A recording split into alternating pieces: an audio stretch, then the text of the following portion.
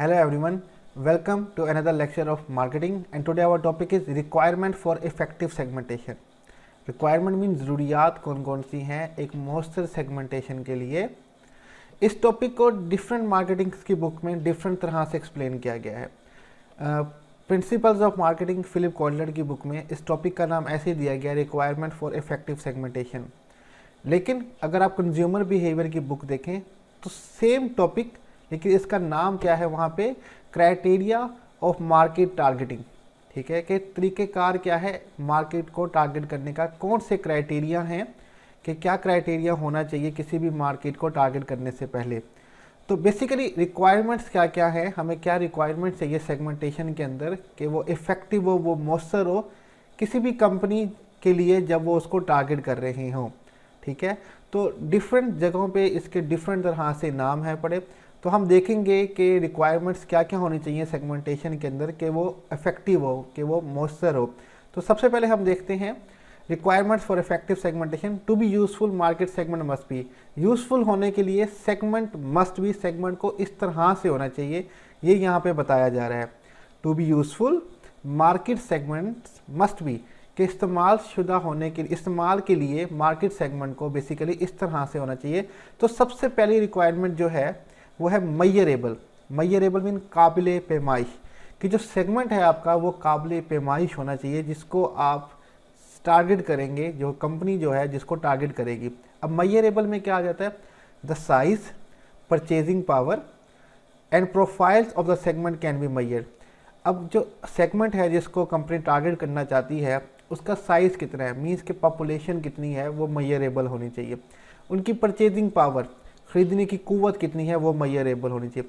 उनकी प्रोफाइल्स को अगर आप उर्दू में देखेंगे तो नक्शा या चेहरा आता है, मीन्स कि आपको उनके बारे में डिटेल मालूम होनी चाहिए, उनकी पूरी आपके पास इंफॉर्मेशन होनी चाहिए, आप उसको मैयर कर सकें। तो ये चीज़ें पता होना बहुत ज़रूरी है जिस सेगमेंट को कंपनी टारगेट करने जा रही है। ठीक है, कि उसका साइज़ पता होना चाहिए, परचेजिंग पावर पता होनी चाहिए और उस सेगमेंट की प्रोफाइल पता होनी चाहिए, और ये सब चीज़ें मैयरेबल हों जिनको आप पैमाइश कर सकें। ठीक है, तब भी हमें पता चलेगा कि ये सेगमेंट हमारे लिए बेहतर है कि नहीं, क्या हमें इसको टारगेट करना चाहिए या नहीं करना चाहिए। अब नीचे एग्जांपल दिया, सर्टेन सेगमेंटेशन वेरिएबल और basis are difficult to measure. अब अक्सर सेगमेंटेशन ऐसे हैं जिनके वेरिएबल या बेसिस जो हैं वो बहुत मुश्किल से मैयर की जाती हैं। For example, there are 32.5 million left handed people in United State, के यूनाइटेड स्टेट में 32.5 मिलियन जो लोग हैं वो लेफ्ट हैंडेड हैं। ये पॉपुलेशन ऑलमोस्ट इक्वल हो जाती है कनाडा की पॉपुलेशन के मुताबिक। ठीक है, yet few products are targeted toward left hand segment. इसके बावजूद बहुत ही कम सब्जेक्ट हैं जो लेफ्ट हैंडेड सेगमेंट्स के लिए बनाए जाते हैं। अब आप देख रहे हैं कि अगर आप किसी कॉलेज या यूनिवर्सिटी में बैठे हैं तो आपकी जो चेयर होती है उसका एक हैंड बना होता है जिस पे आप रजिस्टर रखते हैं, वो सब के सब राइट हैंडेड होते हैं। बहुत ही ऐसा कोई इंस्टीट्यूट होगा जो लेफ्ट हैंडेड के लिए भी चेयर्स खरीदता हो, क्योंकि इनके सेगमेंट को मैयर करना ही डिफ़िकल्ट है। सिमिलर अगर आप मोटरसाइकिल्स या कार्स देख लें तो उनके लिए सिस्टम जो है वो राइट हैंडेड वालों के लिए ही होता है। क्लच हमेशा लेफ़्ट साइड पे और रेस हमेशा सीधे हाथ पे होती है, राइट साइड पे होती है। अब ये नहीं कि हम लेफ़्ट हैंडेड के लिए मोटरसाइकिल का डिज़ाइन अलग से कर दें, ऐसा नहीं हो रहा होता है, इनके लिए प्रोडक्ट्स नहीं बन रहे होते, तो इनको मैयर करना बड़ा डिफ़िकल्ट हो जाता है। आगे हम देखते हैं the major problem may be that segment is hard to identify. जैसे मैंने कहा कि सेगमेंट को आइडेंटिफाई करना ही मुश्किल हो जाता है, एंड मैयर, उसको मैयर करना भी मुश्किल है। There are no data on the demographic lefties. अब लेफ्टीज़ के लिए कोई ज़्यादा डाटा कलेक्ट नहीं किया जाता। जब भी डेमोग्राफिक पॉपुलेशन के बारे में स्टडी की जाती है तो उसमें लेफ्टीज़ के बारे में कोई इन्फॉर्मेशन नहीं हासिल की जाती ज़्यादातर, इसके लिए कि मार्केट कंपनी जो है अलग स्ट्रेटजीज़ बना सके। तो हमें मैयर करना पड़ता है कि कौन सेगमेंट का साइज़ कितना है, इसकी पावर परचेज। अगर हम लेफ्टीज़ के लिए प्रोडक्ट बनाना शुरू कर दें और वो ज़्यादा उनका साइज़ छोटा सा हो और परचेजिंग पावर भी ज़्यादा ना हो, उनकी प्रोफाइल ढूंढना भी मुश्किल हो जाए, तो कंपनी के लिए वो सेगमेंट इफेक्टिव कभी भी नहीं होगा। ठीक है, तो वो सेगमेंट चुने जिनका साइज, जिनका परचेजिंग पावर और प्रोफाइल जो है वो मैयरेबल हो और वो कंपनी के लिए बेहतर हो। तो ये पहली रिक्वायरमेंट है। सेकेंड रिक्वायरमेंट है एसेसेबल। ठीक है, काबिल रसाई, कि जब भी कोई कंपनी किसी सेगमेंट को टारगेट करे तो वो एसेसेबल होना चाहिए, रसाई वहाँ तक मौजूद होनी चाहिए। The segment must B reachable and serviceable. जिस सेगमेंट को कंपनी सर्व करना चाहती है, टारगेट कर रही है, वो सेगमेंट रीचेबल होना चाहिए। मीन्स कि वहाँ तक आप पहुँच सकें, आपके प्रोडक्ट और सर्विसेज पहुँच सकें, आपकी एडवर्टाइजमेंट पहुँच सके, और सर्विसेबल मीन्स कि आपकी सर्विसें वहाँ तक पहुँच सकें। It's mean to say that distribution channel, advertising media and sales force must be accessible reachable to the segment. अब इसका कहने का वही मतलब है कि डिस्ट्रीब्यूशन चैनल जो है, मीन्स के आपके जो रिटेलर हैं, होलसेलर हैं, एडवर्टाइजिंग मीडिया है, मीन्स के इलेक्ट्रॉनिक मीडिया या अखबार मीडिया, पेपर मीडिया, या आपकी सेल फोर्स की जो टीम है वो उस सेगमेंट तक पहुंच सके। ये ना हो आप ऐसा सेगमेंट चुन लें कि जहां तक आपके प्रोडक्ट और सर्विसेज पहुंच ही नहीं सकते। ठीक है, तो एक ऐसा सेगमेंट चुनें जहां तक कंपनी के प्रोडक्ट और सर्विसेज पहुंच सकते हैं, काबिल रसाई हों। थर्ड हमारे पास है सब्सटेंशियल। सब्सटेंशियल का इंग्लिश में एक और मतलब होता है प्रॉफिटेबल। उर्दू में कहते हैं मयारी और मजबूत, कि सेगमेंट सब्सटेंशियल होना चाहिए जब उसको आप टारगेट करें। The market segment must B large और प्रॉफिटेबल इनफ टू सर्व, कि जो सेगमेंट है जो मार्केट का जिसको आप टारगेट करने जा रहे हैं, एक तो वो बड़ा होना चाहिए और प्रॉफिटेबल काफ़ी होना चाहिए जिसको आप सर्व कर रहे हैं।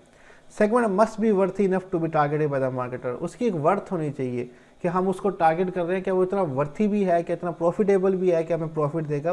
तो ये रिक्वायरमेंट भी बहुत ज़रूरी है सेगमेंटेशन के अंदर जब आप उसको टारगेट कर रहे हो, उस सेगमेंट को, उस ग्रुप को। ठीक है, ये तो तीसरी रिक्वायरमेंट हमारी सब्सटेंशियल बन जाती है कि अगर प्रॉफिटेबल होगा तो हम टारगेट करेंगे, अदरवाइज नहीं करेंगे। आगे हम देखते हैं हमारे पास फोर्थ जो रिक्वायरमेंट है वो है डिफरेंशिएबल। डिफरेंशिएबल मीन के फ़र्क कर सकें, काबिल तमीज़ होने चाहिए आपका जो सेगमेंट आप चुने। Segment can be differentiable from each other and respond differently to the different marketing mix element और प्रोग्राम। जब आप सेगमेंट चुने, अब उन सेगमेंट्स के बीच में डिफरेंशिएबल हो, काबिल तमीज़ हो कि वो एक दूसरे से फ़र्क कर सकें, कि अब उनके लिए डिफरेंट मार्केटिंग एलिमेंट और प्रोग्राम बनाए जाएँ। ठीक है, if married and unmarried women respond similarly to the sale on the perfume, they do not consider separate segment।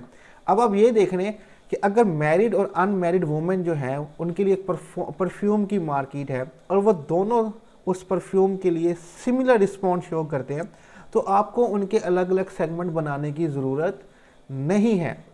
आप उसको फिर एक ही सेगमेंट कंसीडर करें और फिर उनके लिए उस तरह से स्ट्रेटजीज बनाएं। ये ना हो कि आपने उनका अलग अलग सेगमेंट बना दिया है लेकिन उन दोनों में कोई फ़र्क ही नहीं है, तो कंपनी को इससे इशू बनेगा। जब वो अलग अलग सेगमेंट्स बनाएंगे तो वो समझेंगे ये सेगमेंट छोटा सा है, इसके अलग स्ट्रेटजीज बनाए, क्योंकि ये मैरिड वूमेन है और ये अनमैरिड है तो इनके लिए अलग स्ट्रेटजीज बनाए। लेकिन अगर वो सेम रिस्पॉन्ड कर रहे हैं कि शादीशुदा होने और ना होने के बावजूद भी, तो उनके लिए सेम स्ट्रेटजीज बनानी चाहिए ताकि कंपनी को फ़ायदा हो सके, ना कि नुकसान हो। लास्ट हमारे पास रिक्वायरमेंट है एक्शनेबल, काबिल अमल। ठीक है, कि ऐसा सेगमेंट चुनना जाए जिस पे कंपनी अपनी स्ट्रेटजीज़ को एक्शन में ला सके। रीड करते हैं इसको। Segment must B actionable for marketing purpose, कि सेगमेंट जो है वो एक्शनेबल हो मार्केटिंग के मकासद के लिए। कंपनी और organisation must be able to design and implement the marketing mix and strategies to the chosen segment, कि कंपनी या ऑर्गेनाइजेशन जो है वो काबिल हो, इस काबिल हो कि उसका जो डिज़ाइन किए हुए मार्केटिंग मिक्स और स्ट्रेटजीज़ हैं वो उस सेगमेंट के ऊपर अप्लाइएबल भी हों। ये ना हो कि जो हम उनके लिए चीज़ें स्ट्रेटजीज़ बना रहे हैं, जो प्रोडक्ट और सर्विसेज बना रहे हैं, वो लोग वो यूज़ ही ना करते हों, स्ट्रेटजीज़ उन पर काम ही ना करती हों। ठीक है, तो ऐसा सेगमेंट चुनें जिनके ऊपर मार्केटिंग स्ट्रेटजीज़ आप अमल में भी ला सकें। मीन्स कि हर कंपनी की अपनी स्ट्रेटजीज़ होती हैं, वो आपकी स्ट्रेटजीज़ के मुताबिक पूरा उतरते भी हैं कि नहीं, कि आपकी स्ट्रेटजीज़ उन तक पहुंचती ही नहीं है। जैसे कि अक्सर मैं एक छोटी सी बात करता हूं कि रेडियो हमारे यहाँ बंद होता है, अक्सर जगहों पे नहीं चल रहा होता, लेकिन जो किसान लोग होते हैं ना वो रेडियो सुनते हैं। ठीक है, तो अगर किसी ने खाद की यानी कि फर्टिलाइज़र और पेस्टिसाइड्स की ऐड देनी होती है फार्मर्स के लिए, तो फार्मर जो हैं वो यूट्यूब पे नहीं देखते, उनके लिए रेडियो होता है। तो अगर कंपनी की स्ट्रेटजीज फार्मर्स हैं तो फिर उनको अपनी स्ट्रेटजीज रेडियो की तरफ लेके आनी चाहिए, ना कि यूट्यूब की तरफ लेके जानी चाहिए। तो इस तरह से हमारे पास ये 5 रिक्वायरमेंट्स हो जाती हैं किसी भी सेगमेंटेशन को इफ़ेक्टिव बनाने के लिए, कि हम उसको किस तरह से टारगेट करें, कि अगर ये रिक्वायरमेंट उनके अंदर होंगी तब ही कंपनी उन सेगमेंट्स को टारगेट करेगी, अदरवाइज़ नहीं करेगी। तो ये रिक्वायरमेंट्स होनी चाहिए हर सेगमेंट के अंदर, तब ही कंपनी उसको टारगेट करे सेगमेंट को, अदरवाइज़ ना करे, क्योंकि वो प्रॉफिटेबल नहीं होगा। ठीक है। तो यहाँ पे हमारा लेक्चर बेसिकली एंड पे पहुँचता है, अख्ताम पे पहुँचता है। इस लेक्चर की जो स्लाइड्स हैं उसका लिंक मैं डिस्क्रिप्शन में दे दूंगा, वहाँ से कॉपी भी कर सकते हैं।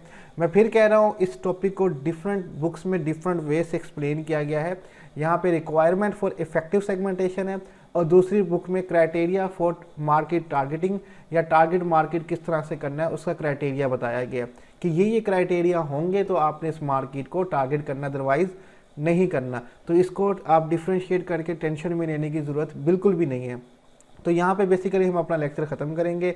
कोई भी क्वेश्चन हो तो आप कमेंट में पूछ सकते हैं। अल्लाह हाफिज़।